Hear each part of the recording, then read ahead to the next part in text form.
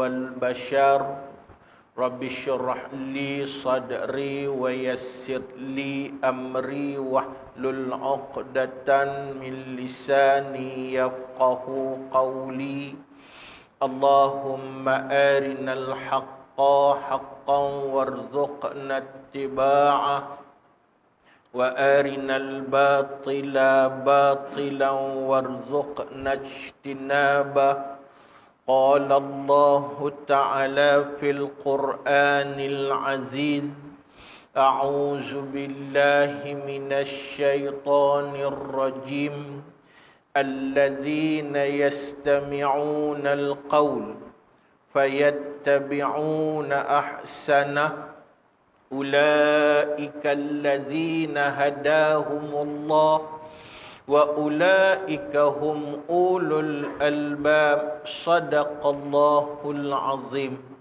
Muslimin, muslimat rahimahullah, pada pagi ini, pagi yang penuh dengan rahmat dan barakah, di tempat yang penuh dengan keagungan dan kemuliaan, pagi 10 pertama bulan Sya'ban, bulan yang cukup agung bagi manusia yang beriman di atas muka bumi Allah Subhanahu wa ta'ala.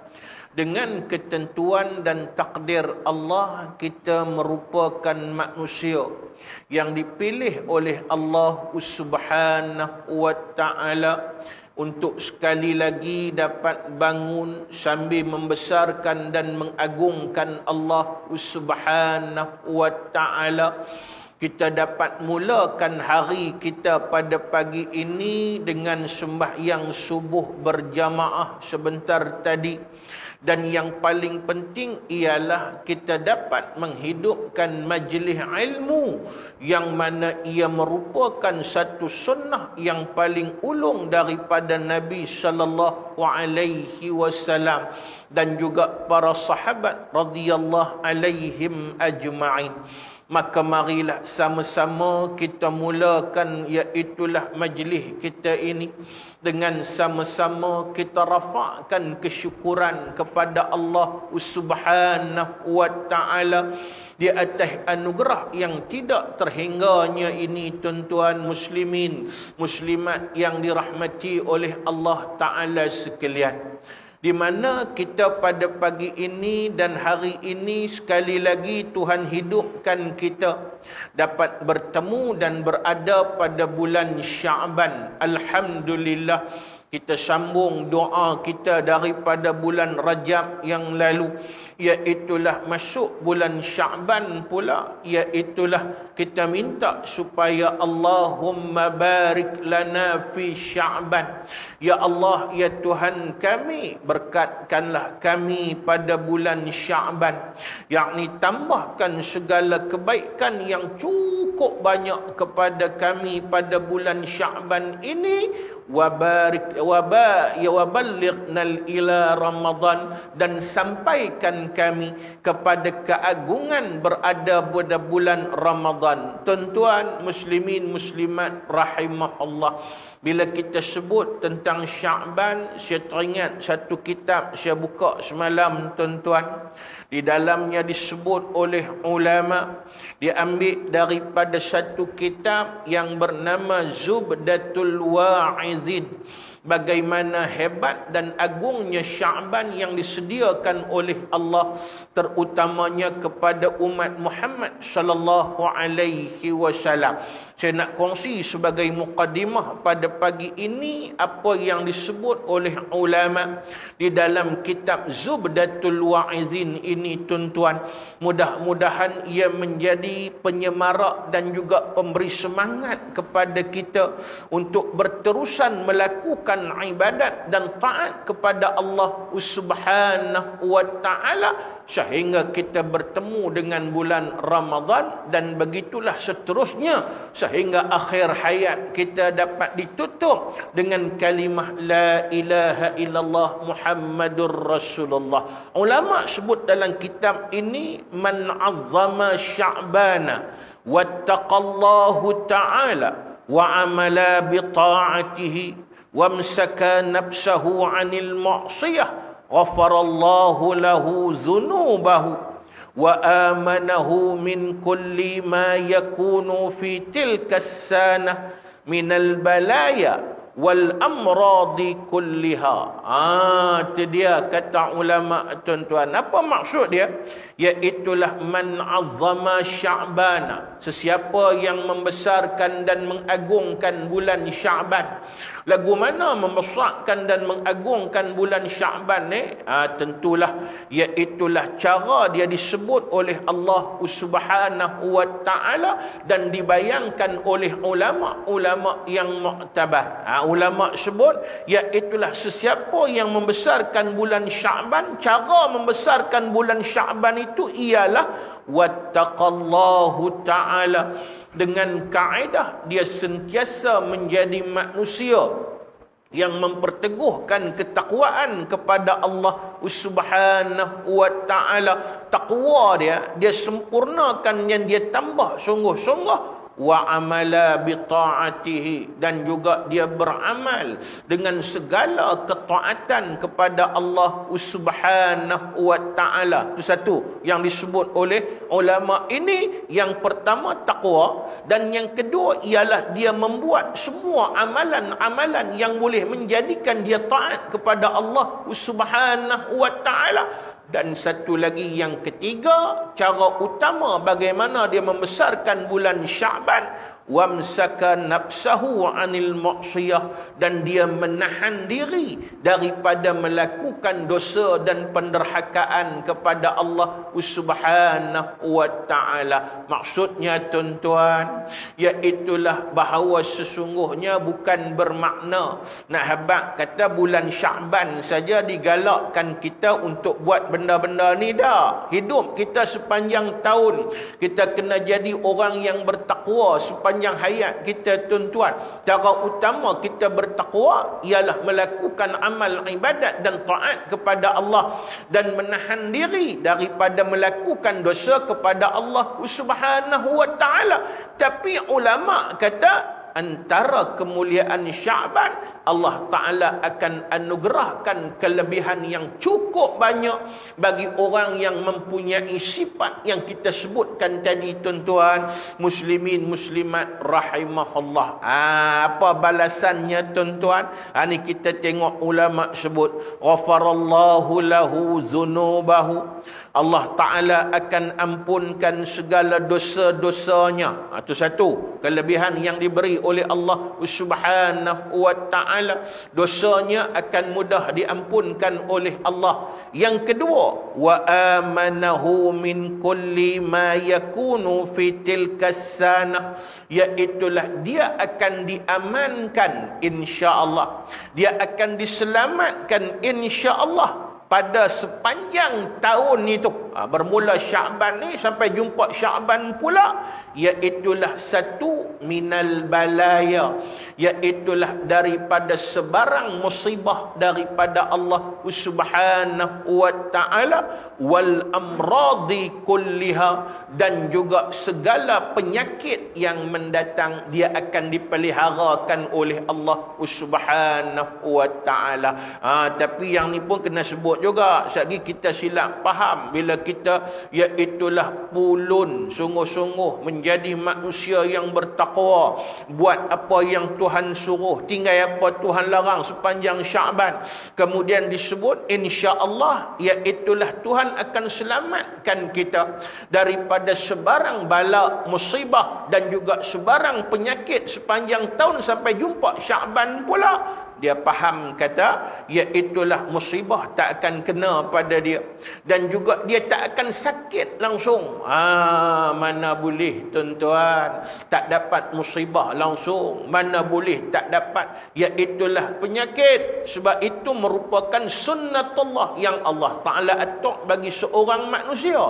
Tapi maksud selamat ni tuan-tuan, muslimin muslimat yang dirahmati oleh Allah Ta'ala sekalian, iaitulah maksud selamat daripada musibah iaitulah dia tidak akan diberi oleh Allah Ta'ala manusia yang gagal dengan musibah daripada Allah Subhanahu wa Ta'ala. Dan musibah yang Tuhan beri kepada dia ialah musibah yang disebut oleh ulama, ialah musibah yang jenis Tuhan redha kepada dia.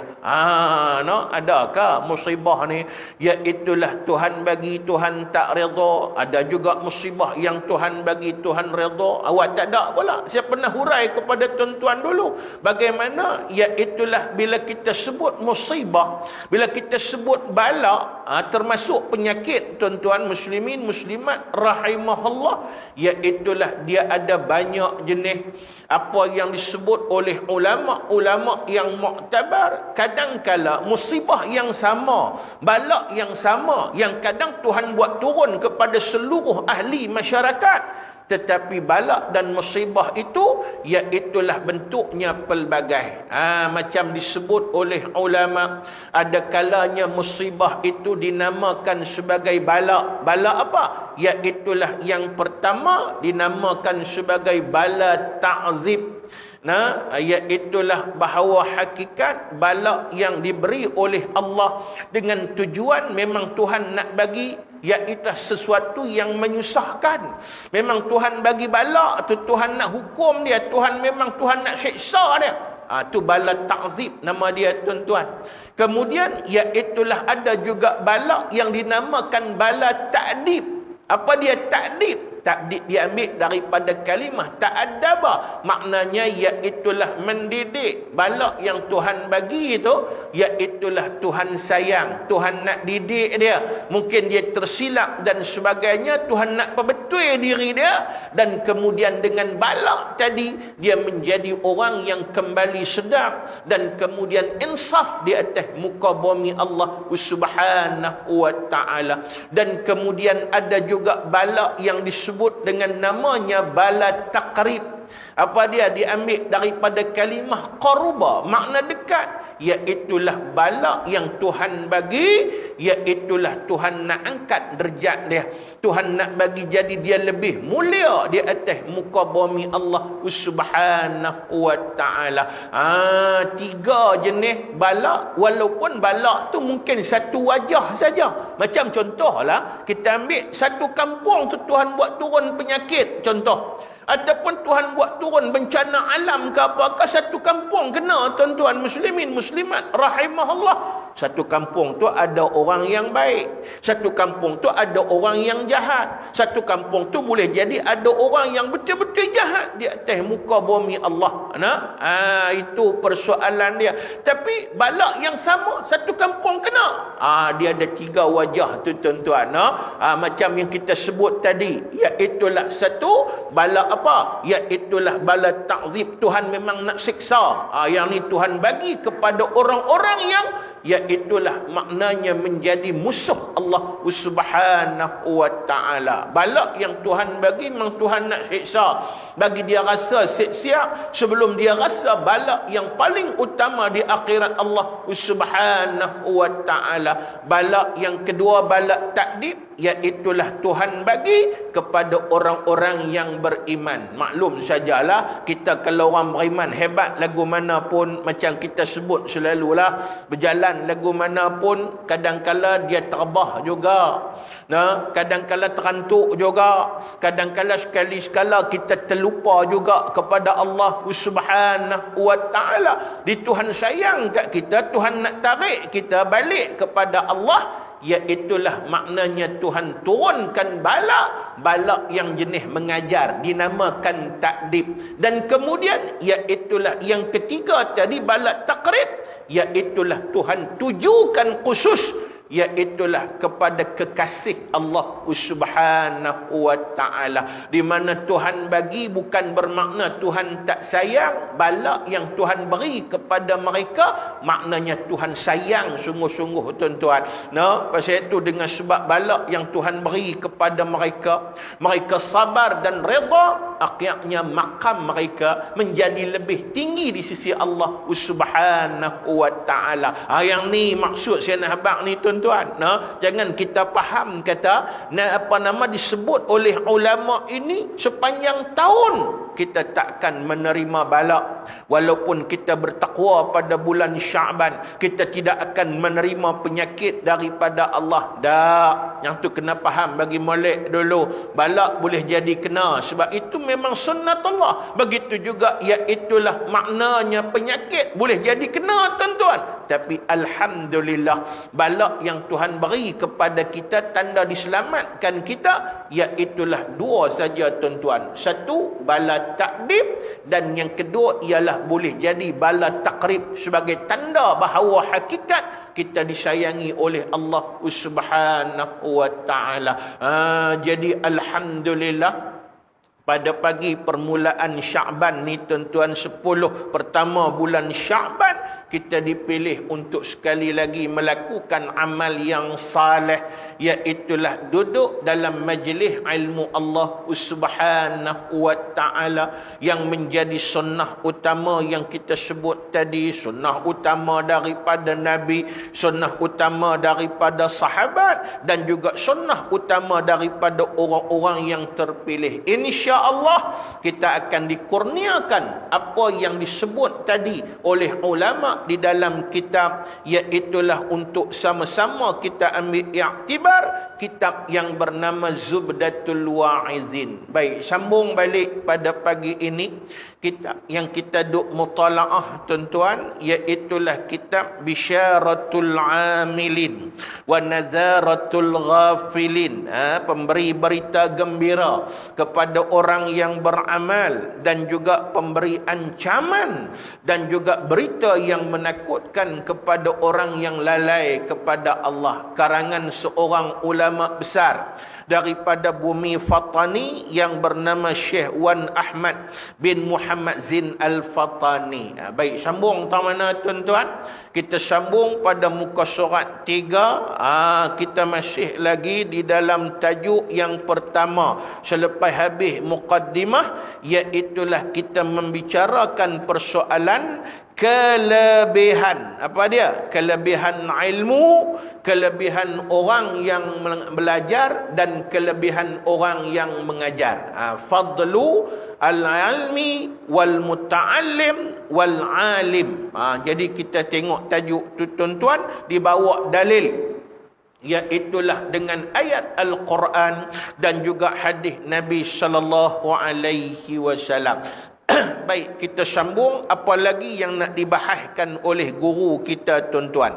Qala al-musannifu rahimahullahu ta'ala wa nafa'ana bi'ulumihi fid darain. Amin. Dan telah bersabda oleh Nabi sallallahu alaihi wasallam, al-ilmu mirasi wa mirasil anbiya qabli, atau kama qala sadaqa Rasulullah sallallahu alaihi wasallam. Artinya, bermula ilmu itu ialah pusaka aku, pusaka Nabi sallallahu alaihi wasallam, dan juga pusaka segala nabi-nabi yang terdahulu daripadaku. Bukan pusaka aku saja, tapi pusaka daripada rasul-rasul dan nabi yang terdahulu, tuan-tuan muslimin muslimat yang dirahmati oleh Allah Ta'ala sekalian. Jadi maknanya bila disebut iaitulah ilmu ini pusaka nabi dan pusaka rasul-rasul dan nabi-nabi yang terdahulu, tuan-tuan, artinya Nabi meninggalkan kepada kita pusaka yang paling hebat, yang tidak ternilainya. Sebab bila kita sebut pusaka ni, selalunya kita duk nampak reta lah. Yang tu yang disebut pusaka, tuan-tuan. Yang ni lebih hebat daripada, iaitulah maknanya reta yang ditinggalkan. Pasal apa? Yang ni tak payah ceritalah, tuan-tuan pun tahu. Dalam ni pun dia sebut, iaitulah pernah ditanya kepada Saidina Ali karamallahu wajhah, iaitulah harta dengan ilmu ini yang mana lebih baik, tuan-tuan muslimin muslimat rahimahullah. Saidina Ali jawab soalan yang ditanya oleh orang tadi ni, iaitulah ilmu lebih baik daripada harta dengan hujah yang cukup banyak. Sehingga ulama kata 10 soalan. Yang ditanya 10 soalan yang sama. Yang ditanya oleh orang kepada Saidina Ali tadi, ilmu ke harta yang lebih baik? Saidina Ali jawab 10 jawapan. Yang 10 jawapan tadi alasan yang menunjukkan bahawa ilmu terbaik. Semuanya jawapan yang berbeza-beza. Sehingga lepas tu Saidina Ali kata, kalau dia tanya lagi, kotlah dia bukan nak 10. Dia bukan nak 20 alasan. Dia bukan nak lebih, maknanya 30. Dia nak lebih daripada tu. Iaitulah lebih daripada tu aku boleh bagi. Nak abang kata, hebatnya ilmu ni tuan-tuan muslimin muslimat rahimahullah. Jadi, iaitulah maka Nabi-Nabi dan Rasul meninggalkan pusaka yang paling hebat kepada manusia. Dan orang yang iaitulah memanfaatkan pusaka Nabi, dia akan menjadi orang yang hebat di atas muka bumi Allah Subhanahu wa ta'ala. Yang ni saya teringat satu hadis yang lain. Yang ada nak i'rab maksud hadis ni juga, iaitulah kata Nabi sallallahu alaihi wasallam, innal anbiya wal mursalin lam yurathu dinaran wala dirhaman. Iaitulah sesungguhnya Nabi-Nabi dan Rasul, dia tidak meninggalkan pusaka dalam bentuk dirham dan dinar. Apa dia dirham dan dinar? RM2. Nabi dan Rasul dia tak tinggal pusaka RM2 kat kita. Bukan cakap kita. Iaitulah anak beranak dia pun, kaum kerabat dia pun, Nabi tak tinggal pusaka dalam bentuk harta. Kalau kita tengok dalam sirah, dalam sejarah Islam ni tuan-tuan muslimin muslimat rahimahullah, tak ada riwayat yang menyebut bagaimana Nabi meninggalkan tanah yang begitu luas untuk diwarisi oleh Fatimah, diwarisi oleh keturunan Nabi sallallahu alaihi wasallam. Nabi tak meninggalkan dalam bentuk banglo ataupun iaitulah binaan rumah yang cukup besar untuk diwarisi oleh kaum keluarga dia. Tuan-tuan muslimin muslimat rahimahullah, kaum keluarga dia pun iaitulah maknanya dalam keadaan tadi tak dapat harta yang begitu hebat, tapi sebenarnya Nabi meninggalkan pusaka yang paling hebat. Apa dia? Iaitulah apa yang ditinggalkan oleh Nabi dan Rasul, iaitulah al-ilman nafi'ah. Yang ni disebut oleh Syekh Abdul Hasan Ali An-Nadawi. Dia sebut apa? Antara pusaka Nabi yang ulung yang ditinggalkan kepada manusia di atas muka bumi Allah Subhanahu wa ta'ala, iaitulah 3 perkara tuan-tuan muslimin muslimat rahimahullah. Ni pusaka agung, selain daripada Quran dan hadis Nabi sallallahu alaihi wasallam, iaitulah 3 pusaka yang paling ulung, kata Syekh Abdul Hasan Ali An-Nadawi, seorang ulama besar sunnah daripada India. Iaitulah dia sebut yang pertama aqidatul haq, iaitulah akidah hak betul, akidah hak sebenar. Dengan akidah hak sebenar inilah menentukan bahawa hidup kita di dunia diredai oleh Allah Subhanahu wa ta'ala, dan kemudiannya kita mendapat syurga daripada Allah di akhirat. Itu satu yang ditinggalkan pusaka oleh Nabi sallallahu alaihi wasallam.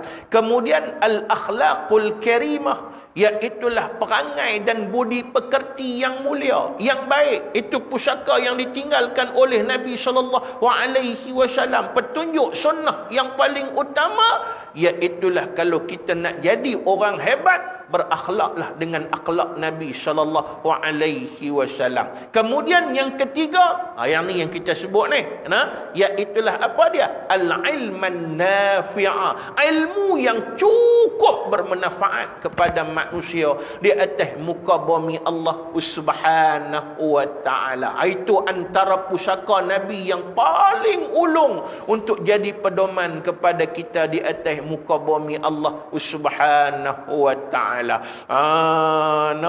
Tu saya teringat yang ni teringat pernah berlaku kepada seorang sahabat. Bila bicara tentang pusaka Nabi SAW ini, satu ketika seorang sahabat, nama dia Sayyidina Abu Dzar Al-Ghifari, seorang sahabat yang ulung di atas muka bumi Allah Subhanahu wa ta'ala. Ni cerita iaitulah Nabi wafat lama dah. Dan begitu juga tiga orang sahabat yang ulung. Sayyidina Abu Bakar pun tak ada dah, Sayyidina Umar pun tak ada dah. Ni zaman pemerintahan Sayyidina Uthman bin Affan radhiyallahu anhu. Macam biasalah sahabat dan juga semua orang hidup pada waktu itu, tuan-tuan muslimin muslimat rahimahullah. Cuma satu hari tu, dia masuk di dalam pasar Madinah, market Madinah. Biasalah dalam market ni orang buat apa? Ada orang menega, lepas tu ramai orang beli, tuan-tuan muslimin muslimat yang dirahmati oleh Allah. Dan bila dia tengok waktu itu sibuk manusia dengan urusan jual beli apa semua ni, tuan-tuan, dia pun menjerit begitu darah. Dia kata apa? Dia kata, wahai tuan-tuan sekalian, rugilah tuan-tuan sekalian. Pasal apa? Pasal pada waktu ini, iaitulah di masjid Nabi SAW sedang dibahagi-bahagikan, iaitulah pusaka Nabi SAW. Tuan Habak kata konsep ni. Dia Habak tadi dia kata, iaitulah maknanya rugilah saudara-saudara sekalian. Sekarang di masjid Nabi SAW sedang dibahagi-bahagikan pusaka Nabi SAW. Dengar lagu tu, jawab dia, satu, iaitulah dibahagikan pusaka. Satu. Lepas tu pula, pusaka siapa? Pusaka Nabi SAW. Gambaran manusia apa dia? RM2 lah. Biasalah. Itu persoalan dia, tuan-tuan muslimin muslimat rahimahullah. Lepas tu dah satu RM2. Orang nak rebut sangat pasal apa? RM2 yang ditinggalkan oleh Nabi SAW. Pakat hak menega dia tak peduli menega dah, tinggal. Hak yang tempat menega dia, hak duk beli pun tinggal semua barang apa semua berkejar ke masjid Nabi SAW. Tapi bila pergi masjid Nabi SAW, apa ada? Kaunter apa pun tak ada. Yang ada orang sedang buat ibadat, ada yang berzikir, ada yang beriktikaf, ada yang sedang bertazkirah, ada yang sedang, iaitulah maknanya bermuzakarah ilmu dan sebagainya, tuan-tuan. Orang rasa nak marah lah kat dia. Wahai Abu Dzar, apakah yang kamu sebut tadi? Pusaka Nabi sedang dibahagikan? Tak ada pun. Tak ada orang duk agih apa pun. Apa kata Sayyidina Abu Dzar Al-Ghifari, tuan-tuan muslimin muslimat rahimahullah? Bukankah aku mengatakan sesuatu yang benar? Itulah dia sebenar-benar pusaka Nabi SAW. Itu kaedahnya, tuan-tuan muslimin muslimat yang dirahmati oleh Allah Ta'ala sekalian. Pasal itu kita ni kena bagi istiqamah. Pusaka dah ditinggalkan. Sayang kalau kita tak peduli dengan pusaka yang ditinggalkan oleh Nabi dan Rasul alaihi wassalatu wassalam. Bukan takat Rasulullah saja, sampai sebelum tu sendiri, tuan-tuan. Saya teringat satu kalimah, saya buka satu kitab, tuan-tuan muslimin muslimat rahimahullah. Allah Ta'ala sebut kepada Nabi Allah Daud alaihi salam, iaitulah bahawa hakikat apa dia? Iaitulah bahawa sesungguhnya, dalam kitab tu dia sebut, iaitulah bahawa sesungguhnya Allah Ta'ala memerintahkan kepada Nabi Daud, dan Nabi Daud pula sebut kepada semua orang ramai, iaitulah bahawa sesungguhnya kata Nabi Daud alaihi salam, iaitulah tempah dan buatlah iaitulah kasut daripada besi, dan kemudian tongkat daripada besi. Ini Nabi Daud. Dia bagi nasihat daripada perintah Allah, nasihat kepada semua kaum kerabat dia dan juga anak-anak murid dia dan semua umat dia, iaitulah kamu buatlah tongkat daripada besi, kamu buatlah kasut daripada besi. Kemudian anak murid dia tanya, ataupun orang kanan dia tanya, wahai Nabi Allah, kenapa kamu suruh kami buat tongkat daripada besi dan juga iaitulah kasut daripada besi? Buat apa? kata Nabi Daud alaihi salam, lakukan perjalanan untuk menuntut ilmu di atas muka bumi Allah Subhanahu wa taala. Apa kena mengena ni? Satu, buat kasut daripada besi. Kemudian buat tongkat daripada besi. Yang kedua, menuntut ilmu di atas muka bumi Allah Subhanahu wa taala. Apa kaitannya tuan-tuan? Kaitannya iaitulah kata Nabi Daud alaihi salam, iaitulah kaitan utamanya kamu lakukan perjalanan menuntut ilmu ini, kamu usaha sungguh-sungguh, jangan berhenti. Nak berhenti boleh bila? Iaitulah apabila kasut kamu koyak dan juga iaitulah tongkat kamu patah. Nampak makna apa tuan-tuan muslimin muslimat rahimahullah? Jangan berhenti langsung dalam usaha menuntut ilmu. Pasal apa? Pasal kata Nabi Daud alaihi salam, nak berhenti boleh sampai kasut kamu koyak. Mana mungkin kasut besi boleh koyak tuan-tuan muslimin muslimat rahimahullah? Mana mungkin tongkat daripada besi itu boleh patah? Nah, habaq kata apa? Tamsilannya seolah-olah jangan berhenti langsung. Pasal apa? Itulah pusaka daripada Nabi dan Rasul alaihi wassalatu wassalam. Kita tengok hadis ni disebut tadi, iaitulah apa dia? Al-ilmu mirasi wa mirasil anbiya'i qabli. Tuan-tuan muslimin muslimat rahimahullah. Jadi kalau kita tak rasa rega lagi, tak tahulah. Itu kaedahnya tuan-tuan muslimin muslimat rahimahullah.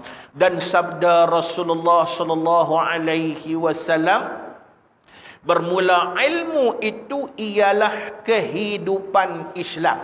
Kalau kita tengok dia punya matan dia, iaitulah disebut al-ilmu hayatul Islam. Kehidupan Islam, hayatul Islam. Dan tiang bagi iman wa ibadul iman. Al-ilmu hayatul Islam wa imadul iman. Itu dia punya matan dia. Iaitulah ilmu itu merupakan kehidupan Islam. Kehidupan Islam, maksud kehidupan Islam tu apa dia? Maknanya iaitulah Islam yang menjadi agama kita ni tuan-tuan. Hidupnya agama kita tu ialah dengan ilmu tuan-tuan muslimin muslimat rahimahullah. Contoh, bila kita sebut Islam tu, itulah dia the one and only ad-din. Inna dina indallah al-Islam. Sesungguhnya satu-satunya the one and only agama yang Tuhan redha hanyalah Islam. Pasal itu hak lain tu, hak kita duk sebut agama-agama tu, yang tu mungkin satu tamsilan bagi agama yang dimaksudkan. Kalau nak kira betul-betul maksud agama ni tuan-tuan, ialah ad-din. Itu kena faham bagi molek. Sebab itu kita jangan terpengaruh dengan maksud, iaitulah agama. Bila kita faham agama, semua sama. Tak, tuan-tuan muslimin muslimat yang dirahmati oleh Allah Ta'ala sekalian. Pasal itu, apa yang orang faham bila sebut agama, terjemahan kepada religious. Bila sebut religious, agama. Bahasa Inggeris religious, iaitu bahasa Melayu agama. Bila dia faham agama tu religious, maka iaitulah bila sebut agama banyak. Agama Hindu pun dia kata agama, agama Buddha pun dia kata agama, agama Kristian pun dia kata agama, sampai kepada peringkat iaitulah tak kira hak yang baru tubuh pun ada. Dia ada satu agama baru tuan-tuan, baru tubuh di kalangan orang Kristian ni, namanya agama Scientology. Yang ni pun dia kata agama tuan-tuan muslimin muslimat rahimahullah. Sebab itu dalam Islam ni tuan-tuan, dia satu istilah tu kadang nak terjemah payah. Dia kena guna istilah tu juga. Apa dia? Iaitulah agama dalam bahasa Islam ialah ad-din. Ad-din tuan-tuan muslimin muslimat rahimahullah. Bila dia faham agama ad-din, baru dia tak faham semua agama sama. Bila semua agama sama, dia faham semua agama sama, semua agama membawa ajaran yang baik, semua agama menyembah Tuhan yang satu. Dia faham lagu tu tuan-tuan, muslimin muslimat rahimahullah. Yang tu yang dok timbul dimasukkan sebagai pahaman Islam liberal. Yang bersalahan dengan akidah sebenar Islam di atas muka bumi Allah Subhanahu wa taala. Yang ni tuan-tuan boleh rujuk kitab Usul Tauhid karangan Tuan Husin Al-Mas'udi Al-Banjari. Dia sebut iaitulah Islam sebagai ad-din. Ambil kaedah hujah yang disebut oleh Allah Ta'ala tadi, inna dinna indallah al-Islam. Dan bila kita sebut Islam, kenapa disebut Islam tu saja ad-din? Ad-din tu ialah Islam kerana Islam dan ad-din itu dia merangkumi semua. Apa dia? Antaranya ialah syari'atun, iaitulah hukum hakam. Kemudian syiarun, iaitulah lambang dan simbol. Apa dia lagi? Iaitulah termasuk juga millatun. Apa dia millatun? The way of life, cara hidup. Semuanya merangkumi beragama. Jadi kita nak bagi hidup ad-din tu, yang kata agama tu, nak bagi nampak di diri kita bila kita mengaku Islam. Semua ada kat kita. Syariat ada kat kita. Syiar pun ada kat kita. Lepas tu millah pun ada kat kita, tuan-tuan muslimin muslimat rahimahullah. Dengan apa? Dengan ilmu tu lah. Kena mengaji. Sebab bukan boleh dia buat kod kepala otak. Sebab itu dalam berhujah apa pun dia bukan boleh guna akal semata-mata. Semua ada sandaran, ada hujah. Hujah tu dengan apa? Dengan ilmu. Dengan ilmu itulah menjadikan, iaitulah maknanya Islam dan agama kita hidup. Itu nama dia. Iaitulah disebut di sini al-ilmu. Iaitulah hayatul Islam. Ilmu itu ialah kehidupan Islam. Maknanya iaitulah kekuatan beragama kita itu hidup dengan apa? Dengan ilmu, tuan-tuan muslimin muslimat rahimahullah. Lagi apa dia? Iaitulah wa imadul iman.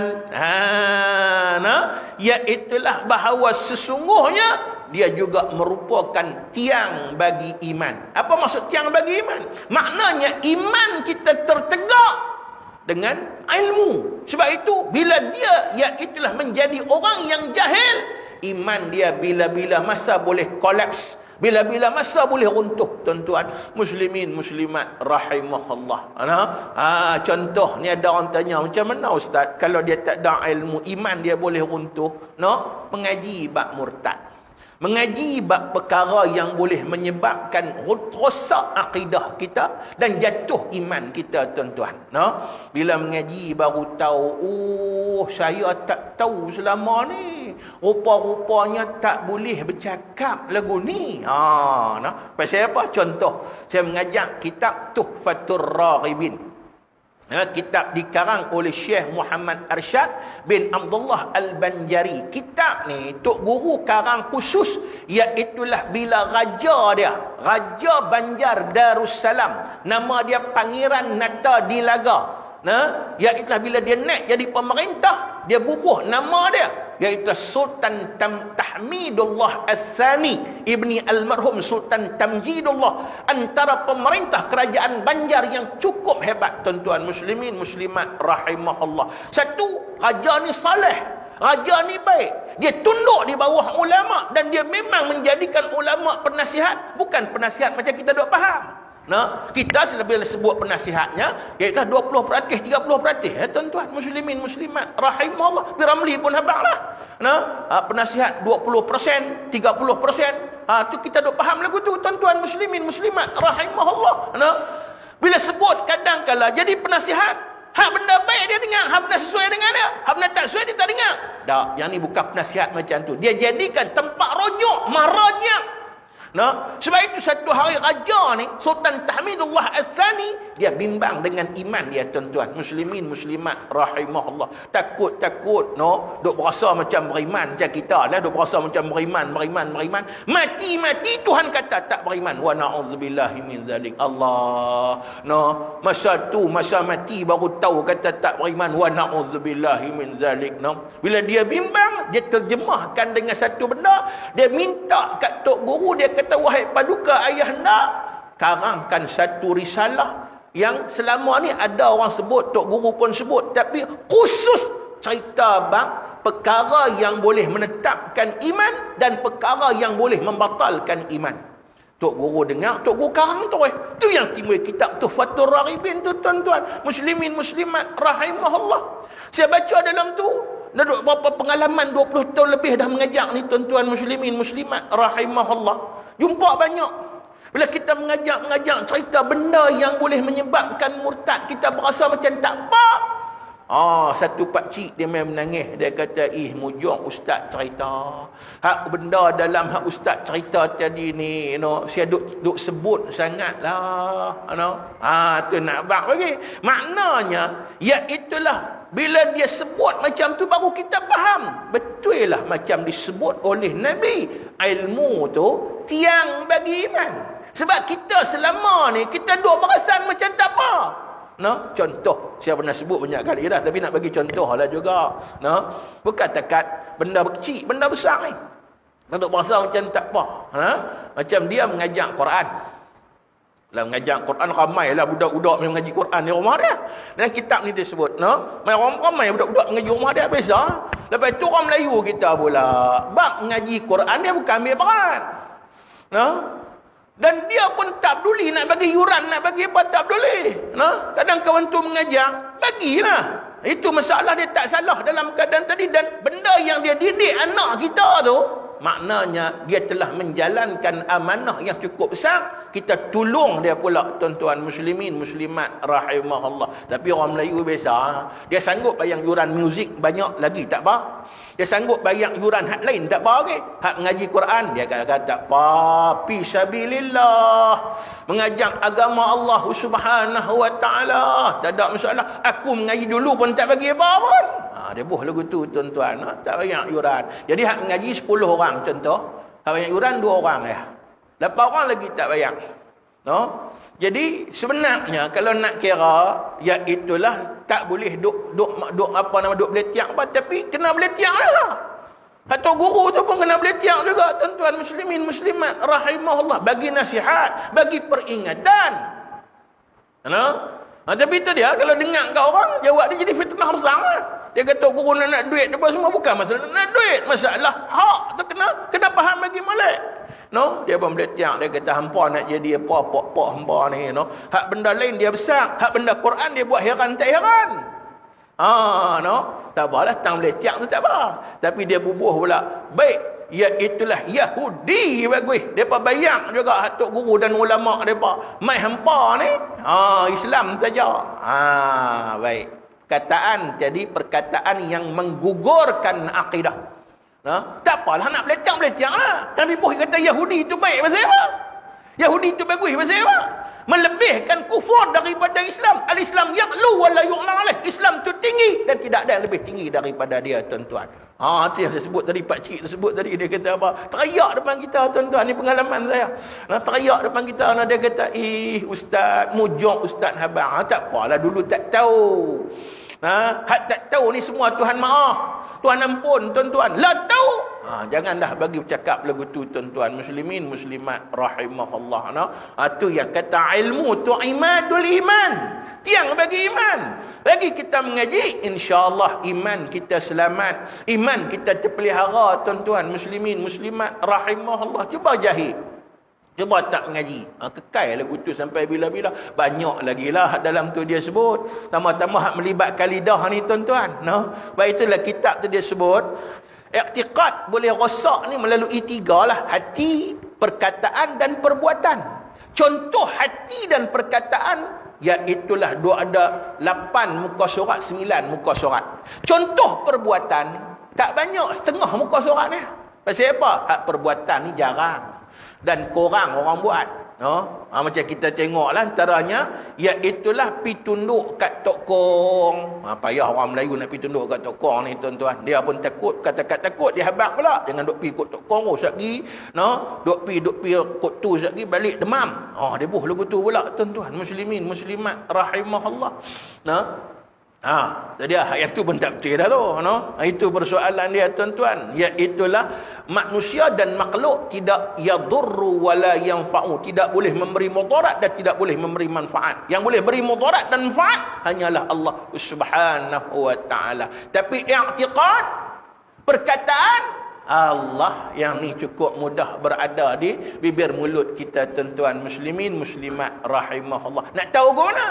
Kena mengajilah dengan ilmu lah, tuan-tuan. Pasal itu bila orang yang ada ilmu terbimbing dia, iaitulah daripada batasan-batasan yang boleh menjadikan dia kufur kepada Allah Subhanahu wa taala. Pasal itu tok guru bila dia bagi dalam kitab tu, hak dia sebut dalam kitab, itu bukan nama takfir, mengkafirkan. Pasal ada juga dulu ni bila saya mengajar kitab tu, tuan-tuan, dia timbul tak boleh pergi mengaji kat ustaz ni, dia mengkafirkan orang. Dia silap. Takfir bukan lagu tu. Takfir ni, kita mengkafirkan orang ini memang tak boleh. Dilaknat oleh Allah Ta'ala. Jangan ada kelaku kat kita. Kita nampak orang tu, kita kata, hang kapiak. Itu takfir.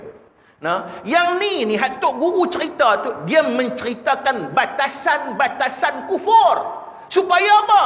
Orang tak buat. Jangan jadi kapiak di atas muka bumi Allah. Pasal apa? Tanda sayangnya tok guru kepada kita. Sebab apa? Orang Islam ni antara sifat dia yang paling utama, dia cukup sayang kepada orang Islam. Dan cukup sayang, jangan bagi orang Islam tu meninggalkan Islam di atas muka bumi Allah Subhanahu wa taala. Tuan-tuan muslimin muslimat rahimahullah. Itu dia. Baik itu dia sebut di sini, dan barang siapa mengetahui ia akan ilmu, nescaya menyempurnailah Allah baginya akan pahalanya. Jadi siapa yang berilmu, setelah kita sebut tadi ilmu tu, iaitulah kehidupan Islam. Ilmu itu tiang bagi iman. Maka kata ulama, iaitulah siapa yang ada ilmu dan kemudian bertambah ilmu dia akan sentiasa disempurnakan pahala daripada Allah Subhanahu wa taala. Artinya hidup dia sentiasa dengan limpahan barakah daripada Allah Subhanahu wa taala. Nak apa lagi? Tu yang tok guru dulu duk sebut tentang mengajilah. Bagi hidup budaya mengaji dalam masyarakat kita, tuan-tuan muslimin muslimat rahimahullah. Insya-Allah bila hidup budaya mengaji ni, wujud budaya ilmu ni, masyarakat kita akan terpimpin sungguh-sungguh daripada terjerumus kepada sesuatu yang boleh merosakkan ahli masyarakat itu di atas muka bumi Allah Subhanahu wa taala. Dan barang siapa belajar ia, wallahu alam. Tanda tuan-tuan, insya-Allah kita sambung pula dalam kuliah kita yang akan datang. Mudah-mudahan kita sama-sama mendapat rahmat daripada Allah Subhanahu wa taala. Jadi kesimpulan hak kita mengaji tadi ni, tuan-tuan, kita ni alhamdulillah Tuhan pilih untuk jadi orang yang berilmu. Sekurang-kurangnya kita dapat satu kekuatan untuk kita jadikan diri kita istiqamah. Dengan kekuatan ilmu ini, kita akan jadi manusia yang hebat di dunia dan juga di akhirat Allah Subhanahu wa taala. Wallahu alam. Kita tunda kuliah kita ini pada waktu yang lain dengan kita hadiahkan pada Fatihah pada Nabi sallallahu alaihi wasallam, sahabat, ijma' ulama dan mereka-mereka yang mendahului kita. Al-Fatihah. A'udzubillahi minasyaitonir rajim. Bismillahirrahmanirrahim. Alhamdulillahi rabbil alamin. Ar-Rahmanirrahim. Maliki yaumiddin. Iyyaka na'budu wa iyyaka nasta'in. Ihdinas siratal mustaqim. Siratal ladzina an'amta 'alaihim ghairil maghdubi 'alaihim waladdallin. A'udzu billahi minasy syaithanir rajim. Bismillahirrahmanirrahim. Alhamdulillahi rabbil alamin. Hamdan yuwafi ni'amahu wa yukafi'ul mazidah. Ya Rabbana lakal hamdu kama yanbaghi li jalali wajhika wa 'azimi sultanik. Allahumma zidna 'ilman wa faqihna fid din وعلمنا التأويل يا مقلب القلوب ثبت قلوبنا على دينك وعلى طاعتك وعلى مغفرتك ربنا آتنا في الدنيا حسنة وفي الآخرة حسنة وقنا عذاب النار.